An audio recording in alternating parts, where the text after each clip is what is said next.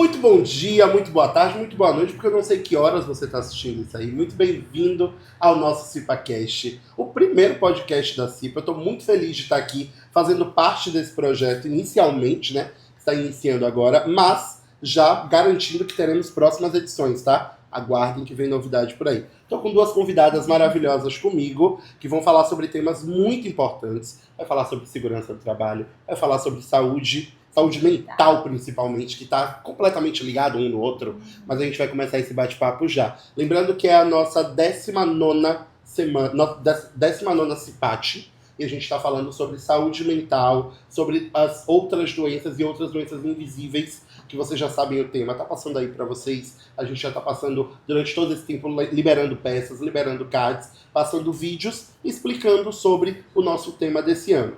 Fiquem até o final, porque tem surpresa. E eu só posso contar no final, porque eu fui proibido de contar antes. Então, se vocês não ficarem até o final do bate-papo, vocês não vão saber, certo? Vamos começar? Vamos começar a conversar? Começamos com você, Jéssica. Bom dia, tudo bem? Bom dia, Wellington. Primeiro, se apresente, porque assim, muita gente fala, eu não conheço quem é da segurança do trabalho. Quem é essa menina? Se apresente pra gente, por favor. Quem você é e o que você faz?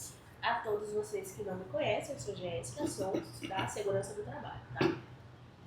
Jéssica, a gente tem um monte de assunto legal para falar sobre a segurança do trabalho, mas primeiro de tudo eu quero começar a entender o que é considerado um acidente de trajeto. Acidente de trajeto, Wellington. Ele é um evento inesperado que acontece no seu trajeto de casa para o trabalho e do trabalho para casa, ou vice-versa. Pode ser considerado um acidente de trajeto algumas situações, né? Mas muitas pessoas ainda confundem o que é acidente de trajeto e o que é acidente de trabalho. Como é que a gente consegue ter essa diferenciação? Acidente de trabalho, você precisa ter registrado o seu ponto. Então, ele tem que acontecer dentro da sua carga horária. E o acidente de trajeto foi o que a gente já comentou agora há pouco. Ele precisa estar dentro do trajeto seu, da sua casa para o trabalho, ou encerrou o nosso expediente, estou indo para casa, do meu trabalho para casa. Alguns desses acidentes muitas vezes são causados por questões humanas, e a gente sabe disso, e alguns desses erros são comuns, né? Quais são os erros mais comuns que são cometidos por funcionários, por pessoas ligadas à empresa? Quais são os erros mais comuns durante esse deslocamento? O que está no topo, sair atrasado. Sair atrasado é sempre um problema em qualquer distância, né? Sair atrasado, isso lhe dá margem para fazer muitas decisões precipitadas. E uma delas é transporte clandestino. Estou atrasado, qual é a via de fato mais rápida para poder chegar no trabalho? Então, esses transportes clandestinos, que você não conhece quem é o condutor, pode ser um grande fator para um acidente no seu trajeto. E aí, como é que vai ser considerado esse acidente? Já que ele está com um transporte clandestino, seguem as mesmas regras ou isso tem alguma mudança? Nós temos algumas regras importantíssimas para ser caracterizado um acidente de trajeto. Dentre elas, eu preciso comprovar que eu estava indo da minha casa para o trabalho. E o que pode ajudar, o meu endereço está atualizado no departamento pessoal. Então, eu mudei, o endereço que eu, quando fui admitido, é um, e no decorrer do período eu mudei, eu preciso notificar isso. Porque nas investigações que são feitas, a gente precisa caracterizar que você estava de fato no seu trajeto do trabalho para casa ou vice-versa. Tem aquela questão também que a gente sempre registra, né, na entrada na empresa, a quantidade de ônibus que pega. Isso, se naquele dia você teve um ônibus que te trouxe mais rápido, ou naquele dia você teve uma outra opção de chegar até o seu trabalho, vai ser considerado como acidente de trabalho se você não estiver naquele ônibus? Não necessariamente, porque hoje nós temos uma margem de escolher se vai querer o transporte da empresa, ou o cartãozinho, ou eu posso vir com o meu veículo próprio. Então a gente não amarra isso. Mas tem uma margem de até 2 horas para você chegar em sua casa. E a gente faz uma contabilização do seu endereço até o local do seu trabalho. Então é considerado mais ou menos aproximadamente umas 2 horas. Acho que a gente não falou sobre isso ainda, mas qual a importância da segurança do trabalho para a empresa? A importância da segurança do trabalho para a empresa. Muito. Nós precisamos garantir que o colaborador volte para casa bem. E estarmos ligados a situações que possam causar acidente de fato, um dos nossos trabalhos mais brilhantes, a prevenção. A gente consegue trabalhar com a prevenção.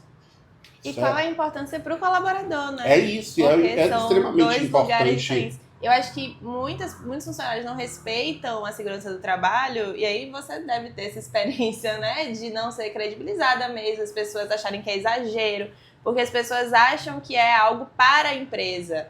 Para a empresa não pagar, sei lá, INSS, para a empresa... Não, a empresa se beneficia desse trabalho, mas é sobretudo a segurança da pessoa, né? Então, o EPI, tudo isso é muito importante. Porque para além da empresa, existe uma vida, né? Para Sim. além de tudo que está acontecendo aqui, bater o ponto aqui, você segue a vida lá fora. Então você precisa estar bem nesse meio tempo. É aí que vai entrar a saúde mental, que a gente vai conversar daqui a pouco. Jéssica, eu preciso que você deixe um conselho, um único conselho para essas pessoas que sabem sobre segurança do trabalho, sobre segurança no trajeto. Qual seria esse conselho? Eu vou dar para você já, mas o importante que você comentou ali Venha. foi relacionado à importância para o colaborador. Eu acho que um dos nossos maiores calcanhares de Aquiles é a autoconfiança do colaborador. Isso faz com que ele não queira obedecer algumas regras. Ah, é rapidinho. Ah, eu posso fazer dessa forma, eu sempre fiz assim, não teve nada. Então, a autoconfiança pode atrapalhar muito a seguir algumas regras. Eu só mudaria, né, no lugar da psicologia, não é uma autoconfiança, eu acho que é uma falta de responsabilidade, né? Ou, de repente, uma prepotência até, a gente achar que não acontece com a gente, só acontece com o outro, porque o outro foi lerdo, né? Eu não sou lerdo, eu tô ligada em tudo, eu tenho muita experiência, comigo não acontece, só acontece com o outro. Às vezes o que a gente chama de autoconfiança é uma falta de responsabilidade e uma prepotência de achar que a gente é especial ou que a gente tem controle de coisas que a gente não tem controle. Né? E a gente sempre fala que a prepotência precede a queda. Uhum. Então você tá tão confiante de que nada vai acontecer que quando acontece é aquela coisa de tipo, como assim aconteceu com fulano, isso nunca tinha acontecido? E aí você acaba tendo que esperar que o outro sirva de exemplo. E não é o que a segurança quer. Segurança quer prevenir para que não aconteça, certo? Que na verdade é um medo, é uma negação. Isso vem do medo. Eu tenho tanto medo de perceber que estou vulnerável e que posso ter um acidente saindo de casa do trabalho, que possa acontecer alguma coisa, que eu nego esse fenômeno, digo que comigo não acontece, para que eu consiga ter essa previsibilidade ou uma sensação de controle. Então, na verdade, não tem nada a ver com autoconfiança, né? Na verdade, vem com medo muito grande, uma dificuldade de olhar para a realidade, que é essa de que a gente está vulnerável todo dia. A gente nunca sabe como é que vai ser o final do dia, né? Verdade, são frases que eu costumo usar. Um acidente, ele não avisa, ele acontece. Então, a gente precisa sempre estar prevenido aos indícios que podem causar aquele acidente. E uma mensagem? Uma mensagem, um conselho para eu já tô aqui anotando, porque, né, também sou colaborador, e aí eu tenho que pegar essas dicas aqui mais de pertinho. A segurança do trabalho, ela não confia, ela precisa conferir. E muito mais importante do que você chegar no seu local, no horário que você marcou, é você chegar com segurança. Então, procure sempre ter atenção ao seu trajeto de ida para o trabalho, evite celular, distrações, que isso pode facilmente nos acometer em uma situação inesperada, que é um acidente. Vocês estão vendo? Vocês anotaram? Entenderam a importância da segurança do trabalho? Jéssica vai estar sempre aqui pelos corredores da empresa, disponível para tirar dúvidas, para bater um papo. Quer sinalizar alguma coisa? Certamente Jéssica e toda a equipe da segurança do trabalho e dos cipistas estão disponíveis. Inclusive, a gente soltou um vídeo falando sobre o que é o host, como registrar, como você sinalizar que aquilo ali pode ser um acidente, um incidente, um possível acidente. Então, tá aí nas nossas redes sociais, tá aí nos nossos canais internos. Então, acompanhem e participem. Ajudem a CIPA a fazer e a segurança a fazer um ambiente melhor ainda para a gente trabalhar. Não é não? É sim.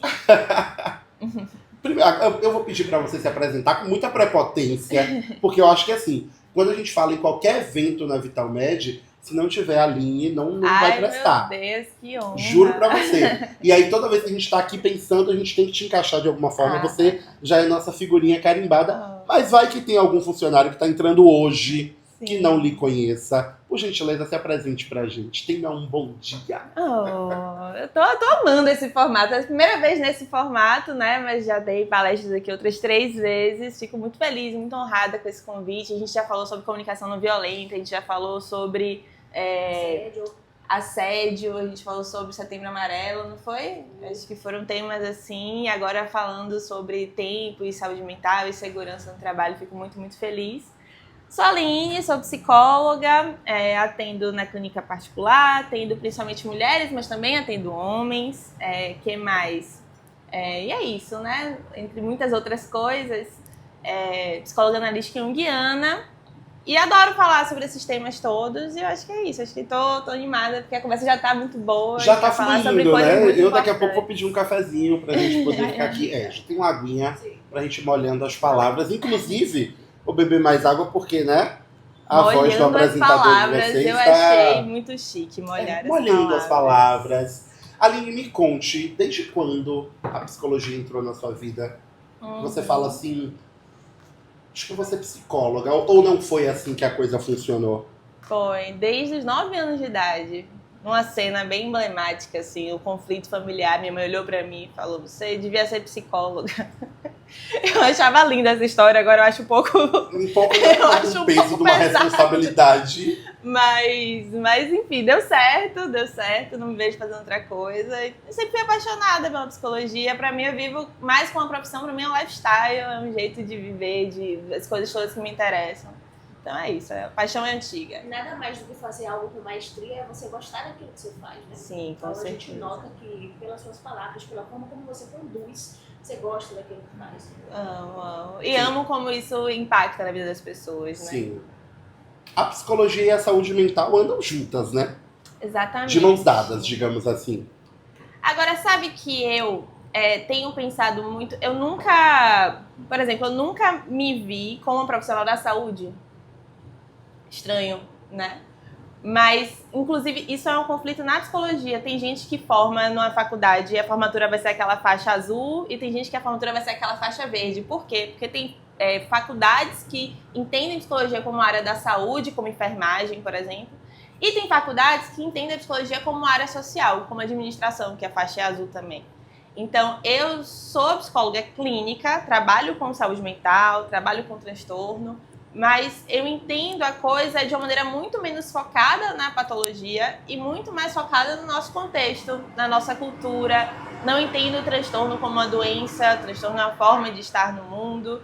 Então, sim, psicologia é saúde mental, mas também é muito mais do que isso. A gente pensar na maneira como a gente vive, as escolhas que a gente faz, o quanto essas escolhas são nossas, ou o quanto, na verdade, são imposições culturais que a gente acha que concordou, mas que a gente nem sabe que podia discordar.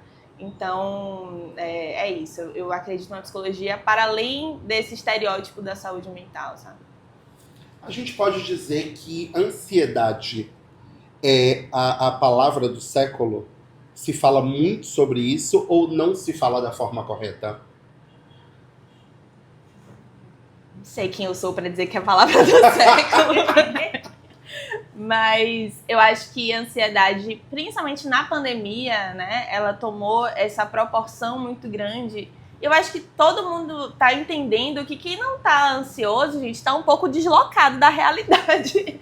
Se você é uma pessoa que não está ansiosa, ou que você não sabe de perto o que é sentir ansiedade, você, não sei, ou você tá um pouco perdido, ou você é um zen budista, assim, uma coisa muito elevada, porque nós estamos em uma cultura que produz ansiedade. Por exemplo, enquanto a gente está aqui, um ambiente controlado, confortável, com ar-condicionado, tem um ruído enorme de caminhão aqui fora, porque a gente está na paralela, né? Enfim. Isso. Então, esse ruído já produz um desconforto. Então, a gente está no espaço LED, né? Isso aqui, para o nosso cérebro não foi adaptado para um estímulo como esse. A gente foi adaptado, né, evolutivamente para sol. E aí o sol, ele tem a hora que ele nasce, a hora que ele se põe, ele vai mudando, né, a coloração dele, a intensidade da luz. É para isso que o nosso cérebro se desenvolveu. Nas últimas décadas, a gente tem disparado em um contexto que não atende ao ritmo do nosso cérebro. Então, esse ruído, essa luz, isso aqui, né? Isso aqui que é um super estimulante, isso aqui que libera uma dopamina muito maior do que a gente dá conta de conter. Então, a nossa cultura, o nosso trabalho, o quanto de coisa que a gente faz no mesmo dia, o tanto de botão que a gente clica naquele mouse, então, o nosso cérebro está sendo, hiperestimulado. Então, todos nós estamos ansiosos. Então podemos dizer que o sistema que nós estamos vivendo hoje em si já contribui para a nossa ansiedade, os recursos que a gente tem, tudo. Não só contribui, mas esse sistema nos incita à ansiedade. O capitalismo, né, esse sistema socioeconômico, aqui a gente não está falando sobre concordar, discordar, questões ideológicas, a gente está falando sobre a dinâmica. O capitalismo é isso, é a ânsia de ter e o tédio de possuir. Tá sempre querendo ter alguma coisa, quando você tem, você já quer ter uma outra coisa, e isso já é uma ansiedade. Quanto mais ansiosos nós estamos, mais a gente consome. A gente vai comer compulsivamente, a gente vai assistir compulsivamente, a gente vai jogar jogo do tigrinho, a gente vai... Então, esse sistema produz ansiedade na gente, e o que a gente tem feito, seja aqui agora nessa conversa, seja na clínica, é na verdade uma grande política de redução de danos. Então, se a gente precisa viver nesse contexto, como é que a gente pode fazer para buscar se regular, para ter momentos de tranquilidade, para romper o ciclo do estresse que a gente tem, para que a gente consiga, além de sobreviver é fácil, gente, tá respirando, tá sobrevivendo, mas que a gente se sinta vivo, que a gente sinta que a gente está tendo qualidade nesse tempo, que a vida não tá só atropelando a gente, né? Então a gente vai criando práticas para a gente conseguir fazer esse movimento, que é um movimento de resistência nessa cultura, né? Mesmo sendo tão falado, a gente fala tanto, ai, porque eu tô ansioso, ai, porque fulano tá ansioso. Ainda existe muito preconceito com a palavra ansiedade, quando você fala, ai, porque fulano teve uma crise de ansiedade. Você acha que isso ainda gera algum preconceito, até mesmo pela falta de conhecimento? Eu acho que no contexto da pandemia, a gente começou a olhar muito esses sintomas, a gente não precisava ficar parado dentro de casa lidando com isso, né? Ou então, até no trabalho, a demanda de quem trabalhava, se não era da área da saúde, deu uma diminuída, mudou o contexto. A gente olhou para isso, teve espaço para a gente olhar para esses sintomas, todo mundo entendeu o que tem. Então, desde a pandemia, claro, existem grupos de pessoas muito mais velhas, pessoas que têm uma negação muito grande em relação às emoções, né, uma repressão muito forte. Essas pessoas ainda podem ter algum preconceito. Mas tem um fenômeno que eu acho que é ainda pior, que eu fico ainda mais preocupada do que o preconceito, que é a naturalização. Então, a gente está num momento em que ter uma crise de ansiedade é isso mesmo, eu tomo Rivotril, minha mãe toma Rivotril, minha irmã toma... E tá entrando num lugar que todo mundo tem ansiedade. Todo burnout, já tive. Então, a gente não tem aquele preconceito, as pessoas estão reconhecendo que tem, mas a gente está entrando a gente que eu falo, né, socialmente... Sim. Das pessoas estarem naturalizando uma condição que não é sustentável para o nosso organismo. Então, quando a crise de ansiedade vem, eu já sei o que fazer. Então, eu foco nesse sintoma, lido com esse sintoma, mas não entendo por que ele está aparecendo, o que é que eu preciso fazer. Todo mundo tem mesmo, né? Você fala que está cansado para um colega de trabalho, o colega vai falar, eu também estou, trabalho é assim mesmo. Então, eu acho que isso é pior do que o preconceito, porque a gente perde a oportunidade de trabalhar a importância que isso tem, né? Meio que você descaracteriza os sintomas que você está tendo no seu dia a dia, né? Não dá importância, e aí, para a nossa saúde mental, isso é devastador com o tempo. Exatamente. Não é sustentável. Então, o sintoma, ele é um sinal, ele não está contra a gente de maneira nenhuma. Os sintomas estão sempre a favor da nossa saúde. Então, é um sinal. E o cérebro vai mandando esses sinais para que a gente vá conversando com isso e entendendo o que é que pode ser feito. Se eu negligencio, nunca vem uma crise de ansiedade do nada, gente. Então, primeiro tem uma irritação. Aí depois tem uma coceira, uma dermatite. Aí depois você começa a cair cabelo. Aí depois você está se isolando em casa. Aí chega um momento que chega a crise de ansiedade. Você vai negligenciando esses sinais todos, aí a crise começa a acontecer. Se a gente negligencia a crise, o que é que precisa acontecer para que a gente entenda que não dá para continuar assim, que a gente precisa mudar os nossos hábitos, as nossas escolhas, a gente precisa se analisar e se entender. Então, às vezes é um AVC que acontece, né? Às vezes até um câncer pode ser causado pela psicossomática. Muitas coisas horríveis podem acontecer e a gente não pode esperar que chegue lá, porque além do suicídio, que hoje tem, né, taxas cada vez mais altas de atentados contra a própria vida, né? Muitos, quando negligenciam a sua saúde mental, eles acham que podem sumir os sintomas com o tempo. Não some. E aí é um outro problema da medicalização sem tratamento. Porque, ok, então, eu, Aline, acordei hoje com uma enxaqueca muito forte, né? Então eu posso tomar um remédio para essa enxaqueca, a enxaqueca vai passar, tomei um remédio de pirona. Mas eu sei que quando tem enxaqueca é porque tem alguma coisa que tá fora de ordem. Mas se eu só tomo um remédio, aí essa enxaqueca vai vir mais forte. E aí eu vou tomar remédio e ela não vai passar.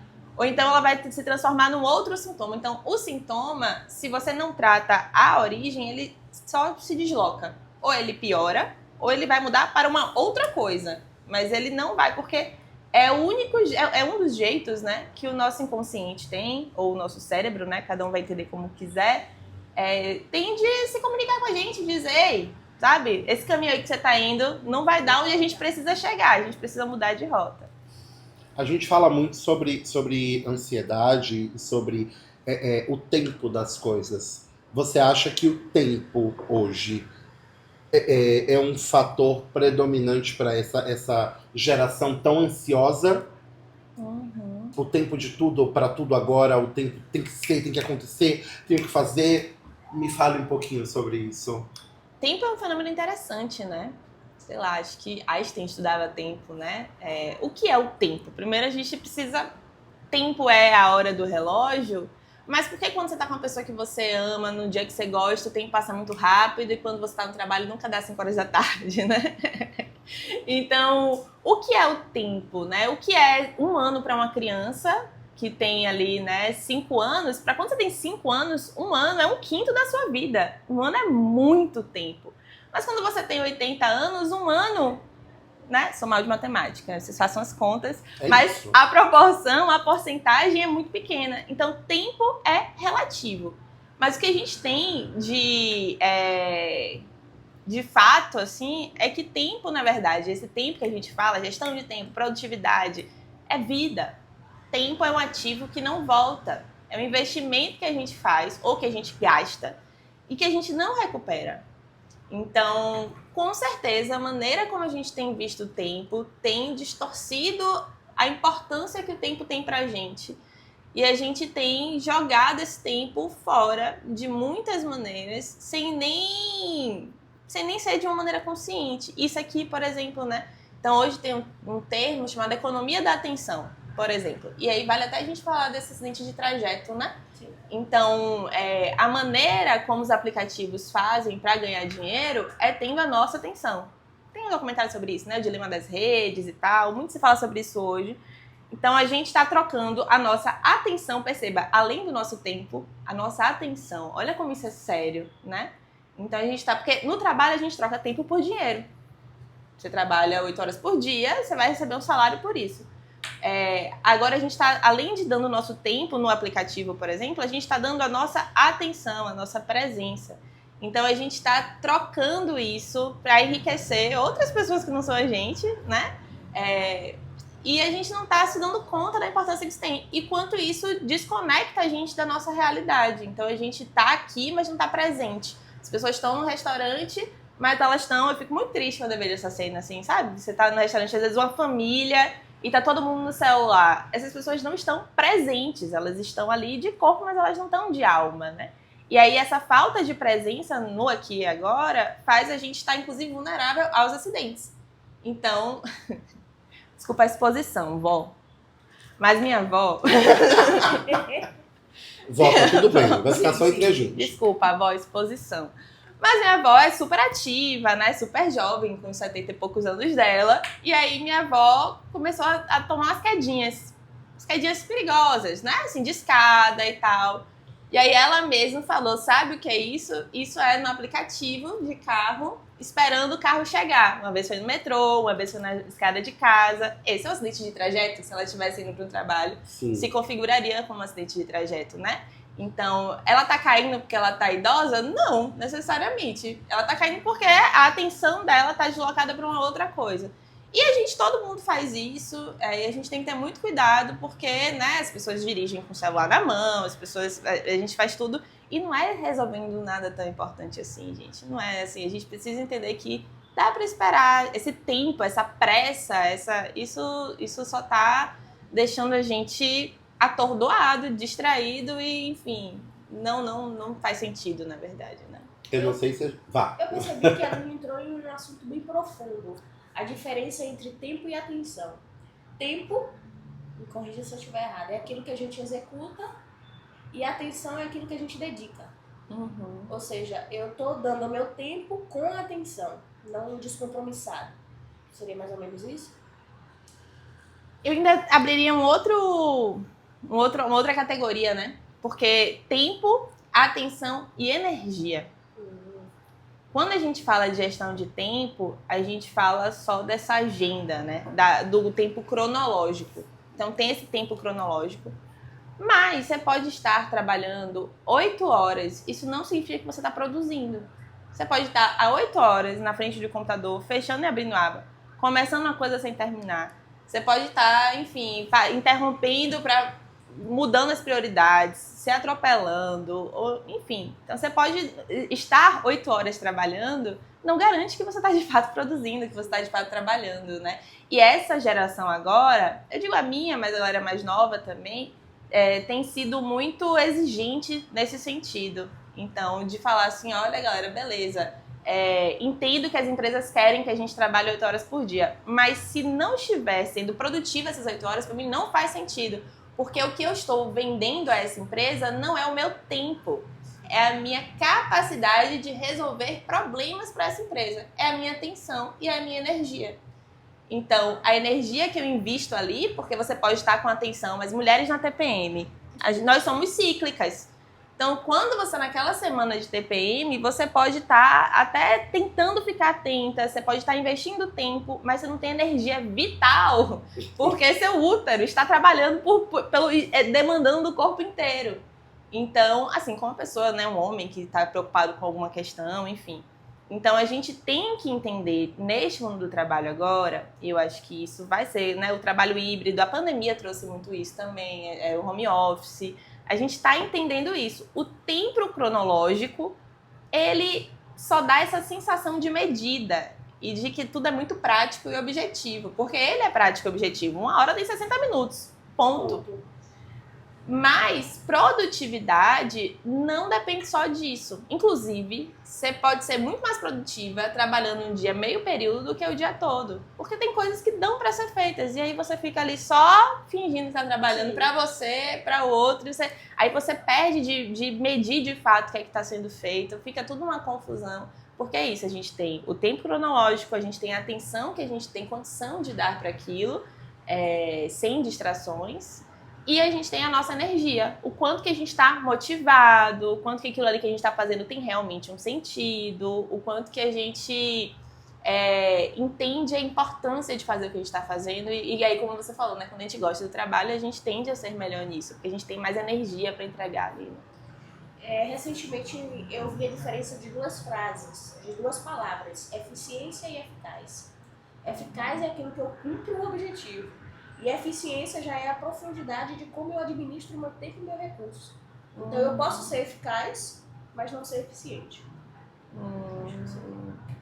Você pode ser eficaz resolvendo um problema, mas esse problema que você resolveu pode gerar um outro problema lá na frente. Sim. Então você foi eficaz, mas você não foi eficiente porque isso vai gerar um retrabalho, isso vai gerar um custo, isso vai fazer perder mais tempo depois. Exatamente. O tempo envolve tanta coisa, né, menina? O nosso tá passando aqui coisa. E eu tô adorando porque, assim, eu tô entendendo com a cabeça de quem tá assistindo.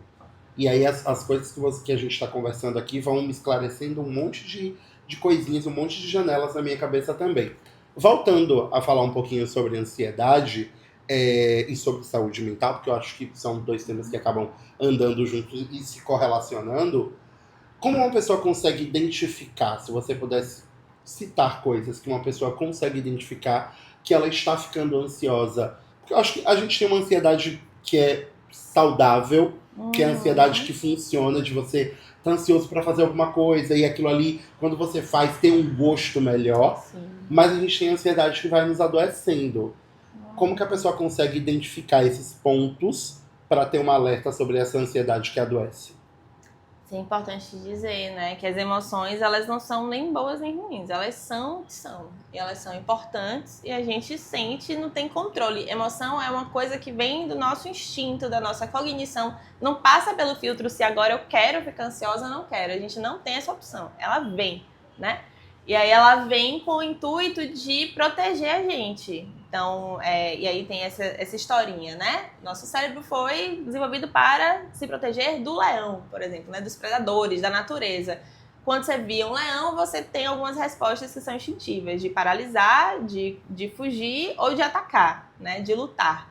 Então, são essas três coisas. Aqui, na nossa cultura, a gente não tem mais leão. Os predadores, eles deixaram de ser esses predadores concretos da natureza, essas ameaças reais, e passaram a ser ameaças que são mais subjetivas, que têm mais a ver com a nossa fantasia, mas que são ameaçadoras, né? Não são menos ameaçadoras, não, só são de uma ordem da subjetividade. Então, diante de problemas, quando nós estamos ansiosos, a gente tende a correr, né, a fugir, a lutar ou a paralisar. Como eu identifico, então, se esses estímulos da ansiedade estão me ajudando ou não? Por exemplo, para estar aqui conversando com vocês, eu fiquei ansiosa. E aí as meninas perguntaram, mas ficou ansiosa? Mentira! Eu não fico ansiosa porque é gostoso, né? É essa ansiedade de, fazer uma coisa diferente, vamos ver como é que vai ficar e tal. O que é que vai me perguntar, né?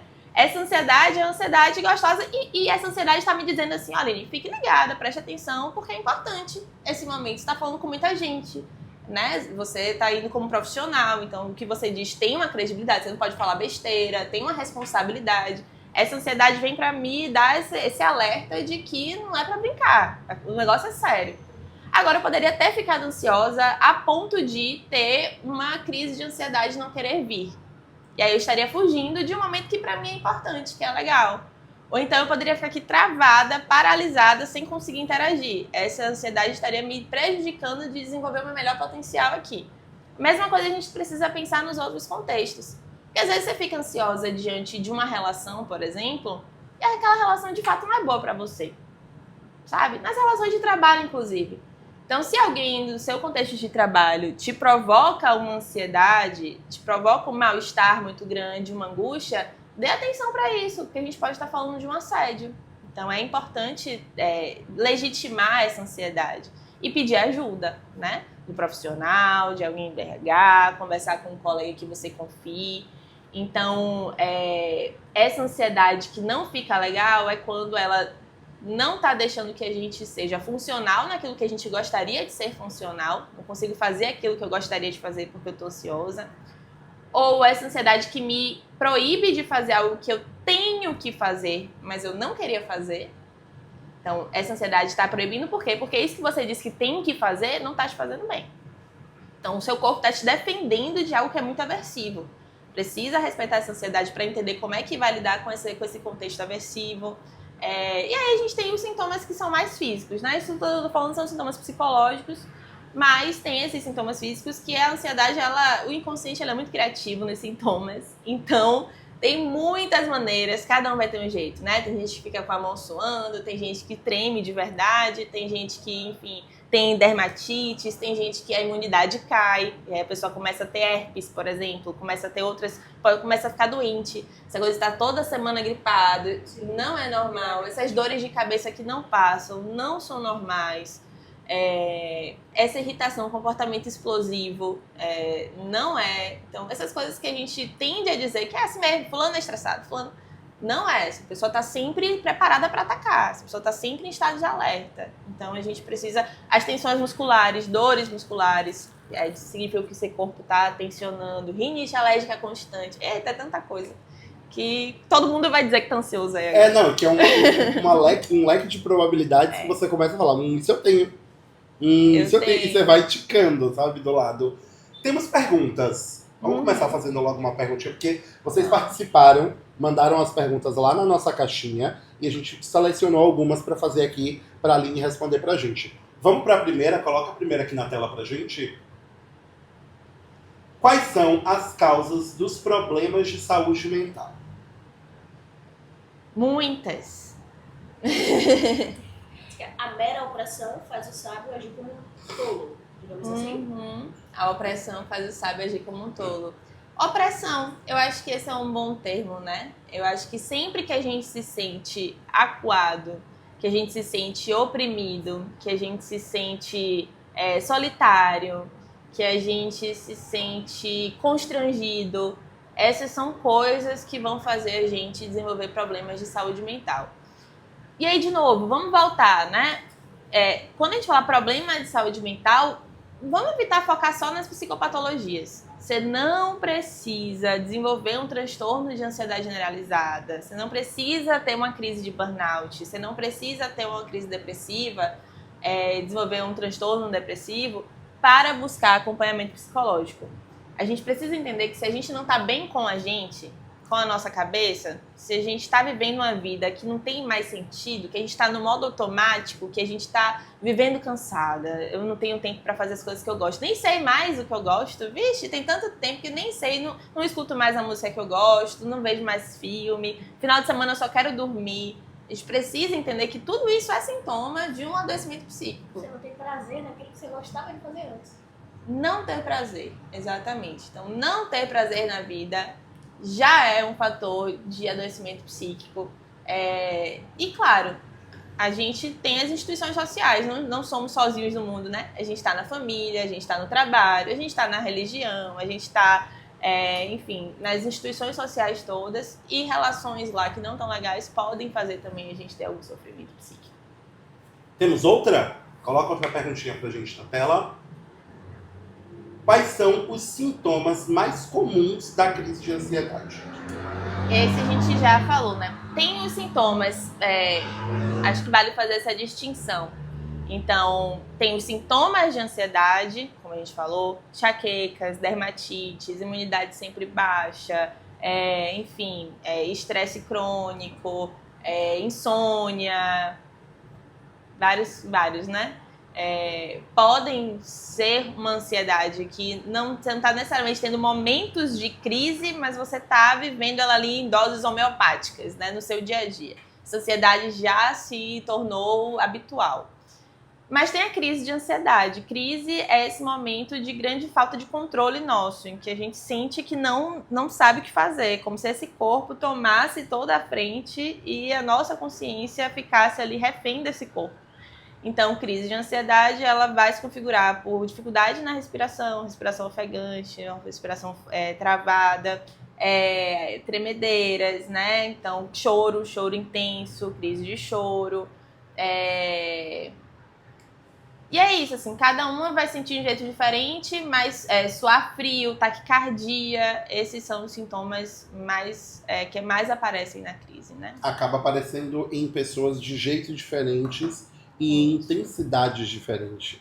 Porque às vezes a gente fala, eu tô com uma tremedeira, eu tive uma crise de ansiedade e em mim ela se manifestou dessa forma. E a outra pessoa fala, mas, sei lá, você não tava só nervoso? Porque quando eu tenho a crise de ansiedade, de uma forma. Então as pessoas precisam entender que, assim, não é um combo, ela não vem ela e mais 5, ela tá ali, ela vai chegando de forma diferente. Ela se manifesta como monstros diferentes, não é isso? Exatamente. Agora, uma dúvida.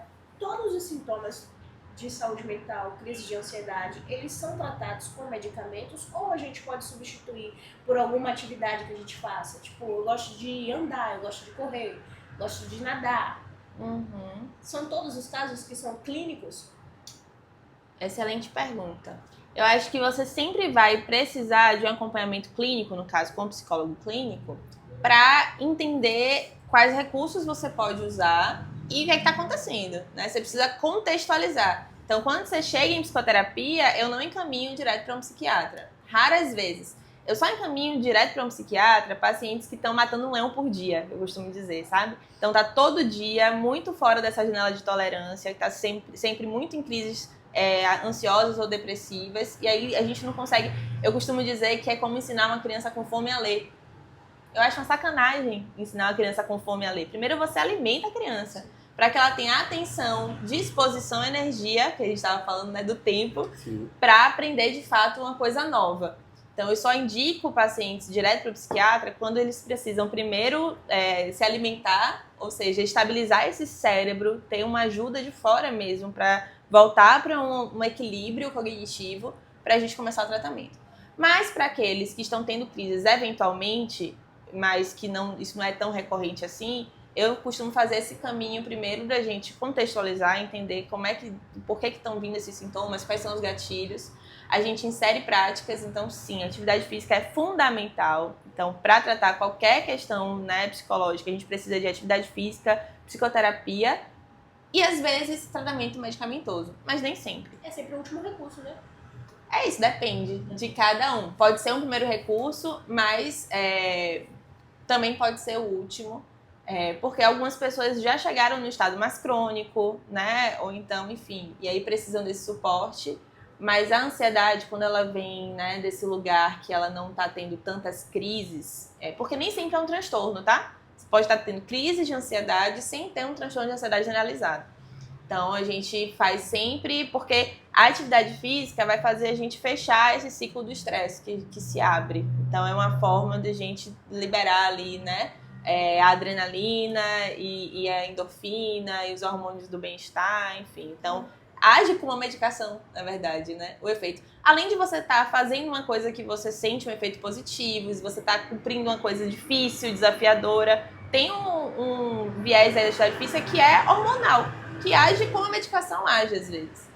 Então, sim, dá pra gente... Mas isso precisa ter acompanhamento psicológico, porque a medicação por si só não vai resolver. Existe um momento específico, antes da gente ir para a nossa última pergunta, existe um momento específico para procurar o acompanhamento psicológico? Existe, eu acho que na pandemia a gente entendeu, então, que tá todo mundo meio ansioso. E eu falo a pandemia porque eu acho que foi um grande marco para a psicologia clínica. Sim. Então, se antes era um tabu muito grande de psicoterapia, e aí as pessoas só chegavam como último recurso. Tipo assim, o médico falou que se eu não for pra psicólogo, ele não vai continuar no meu tratamento. Aí as pessoas iam. Já tentei tudo, né? Já tentei ser benzedeira, já tentei viajar, já tentei nada resolver, então vou pra psicóloga. Antes era muito nesse lugar estigmatizado. Sim. Depois da pandemia, eu acho que as pessoas entenderam que as questões existenciais, de se sentir sozinho, de perspectiva de vida, tudo isso também é motivo pra gente trabalhar em psicoterapia, né? O sentido de vida é uma coisa que eu gosto muito de trabalhar. Então, qual é o momento exato? Eu acho que o momento exato é quando você percebe que gastou a sua vida e que quer correr atrás de tempo perdido, sabe? E quer aproveitar os anos seguintes. Quando você olha pra trás e vê assim, cara, eu não fiz nada por mim. Trabalhei, cuidei da família e tal, mas e eu, né? Esse é um ótimo momento de ir pra terapia. Pessoas que se sentem muito sozinhas, que não tem com quem conversar, que não conseguem desenvolver redes afetivas. É muito importante ir para aprender a desenvolver essa rede, para ter alguém em quem confiar. Pessoas que estão, né, nas sintomatologias todas que a gente falou aqui de saúde mental. Pessoas que... Tem gente que gosta de se analisar, tem gente que gosta de se entender, de se conhecer. Essas pessoas também, né, curtem muito o processo terapêutico. É entender que, assim, vamos tirar esse lugar da psicoterapia só do lugar da doença e vamos colocar ela também no lugar positivo, de uma construção de uma vida com sentido, de uma vida com tesão, que a gente gosta de viver, que a gente está com energia, que a gente se sente motivado. Então, mas para isso a gente precisa entender que não é normal viver no automático e sobreviver. E que a gente precisa se realizar nessa vida, a gente precisa ter prazer, a gente precisa gostar de estar vivo, né? Então, é isso. Então, não existe uma receita de bolo, um padrão para cada um, mas a gente precisa identificar qual é a nossa receita. Se tivesse, eu tava rica, né? Psicologia seria da profissão que mais daria dinheiro. Mas não tem, porque a nossa vida é criativa, né? A gente precisa sentir criativa e a criatividade é isso. Cada um vai ter... autêntico. Eu gosto muito da palavra autenticidade, trabalho muito com isso, né? Então a gente precisa se sentir autêntico. E isso é muito particular, não tem como a gente generalizar, né? Libera a próxima pergunta para mim, por favor. Existe centro de saúde pública para tratamento da ansiedade? Existe. A gente tem o Centro de Atenção Psicossocial, que é o CAPS. Então, todo bairro tem um CAPS. Quem estiver tendo alguns desses sintomas que a gente conversou aqui pode recorrer ao CAPS. As instituições de ensino que têm o curso de psicologia também têm o serviço de atendimento, né, dos estagiários de psicologia, que são supervisionados por um professor. Então, você pode recorrer às faculdades privadas e públicas. Existem muitos projetos, né? Enfim, então existe essa possibilidade sim, mas o centro de referência que a gente tem é o CAPS. Que se fala muito, né? Hoje em dia, até algumas pessoas banalizaram Sim. o termo CAPS, porque não conhecem o trabalho e não sabem da importância para muita gente que não tem esse acesso financeiro, não sabe o quanto isso auxilia na saúde mental. Até de um Aline, jeito pejorativo, as pessoas têm sim, falado, né? Então, os dispositivos de saúde, eles são, principalmente quando a gente fala de saúde mental, eles são conquistados, gente, com muita luta. Uma luta de uma classe mesmo, né? Uma luta da psicologia, uma luta das pessoas que precisam desse serviço. Nada é dado de graça pra gente, infelizmente, quando a gente fala de saúde mental. Porque é um trabalho muito subversivo, né? Que foge dessa massa, desse status quo, para ir para a autenticidade, para focar no indivíduo. Então, a nossa cultura tende a sempre dar uma prejudicada na gente. Então, se há algo que a gente conquista com tanta luta, a gente tem que ter muito cuidado para respeitar isso, para que a gente valorize, que a gente não perca direitos que a gente adquiriu. Então, o CAPS, o CREAS, né? Tudo isso é muito importante para a garantia de direitos. se você pudesse dar uma dica para quem está assistindo a gente hoje, para quem vai nos assistir, por onde começar, por onde dar o primeiro passo? Muita gente se identificou com o nosso papo e talvez não sabia o nome, sabe? Quando existe um monstro e você não sabe dar nome a ele, Sim. acho que depois de hoje a gente conseguiu um pouquinho, de uma forma reduzida, porque esse assunto é um assunto que a gente passaria aqui horas conversando, mas a pessoa conseguiu identificar quais seriam os primeiros passos para essa pessoa procurar um caminho para cuidar dessa ansiedade, para otimizar esse tempo, para usar esse tempo ao favor dela. Qual a dica que você daria pra gente? A dica é você ser generoso consigo mesmo, assim, sabe? Se acolher, se respeitar, cuidar dessa autocrítica para que você não sofra ainda mais do que já está sofrendo. E entender que pedir ajuda não é covardia, não é fraqueza, não é menor. Pedir ajuda, na verdade, é um ato de humildade e coragem. Precisa ser muito corajoso pra gente expor a nossa vulnerabilidade e pedir ajuda, porque nós somos seres sociais, a gente não vive sozinho, nada a gente resolve só. Pra gente estar aqui, alguém fez esse microfone, fez essa caneca, fez esse espaço, vocês estão aqui. Então, tudo é feito coletivamente. Então, pedir ajuda é um primeiro caminho para se cuidar e para ter uma outra perspectiva, para ver as coisas de outro ponto. Às vezes a gente se cobra muito de resolver tudo sozinho. Não é possível. Então se libere dessa obrigação. Não é possível resolver nada disso que a gente falou aqui sozinho. Para isso que a gente tem, né, um curso de psicologia, a gente faz especialização, a gente faz supervisão, a gente faz tanta coisa que as pessoas querem dar conta disso sozinhas. Então, peça ajuda de profissional, um profissional de confiança, que seja por indicação. Pode ir no meu Instagram, então meu Instagram é alineguerra.psi. Pode mandar um oi, eu te mando alguém, te dou alguma indicação, né? A gente conversa sobre isso. Mas o primeiro passo é se acolher, reconhecer que, ok, preciso, não tô bem, e pedir ajuda de quem pode dar conta disso com você. Quantos anos estudando psicologia? Eita, mais de 10. Ixi, nem sei, viu? Eu tenho 29. Mais de 10. A psicologia para? Não, jamais. A gente nunca dá conta de... Ela é muito grande, né? Tudo isso que a gente falei aqui, uma outra psicóloga falaria de um jeito completamente diferente. Porque a nossa experiência de vida, né? A nossa linha de estudo, a nossa geração, tudo influencia, né? Isso que é muito bonito. Por isso que eu digo, assim, né? Sempre que for fazer psicoterapia, priorize alguém que você tenha um contato com o trabalho. A rede social hoje é muito legal por isso. Você consegue ver o que a pessoa pensa, como é o jeito dela.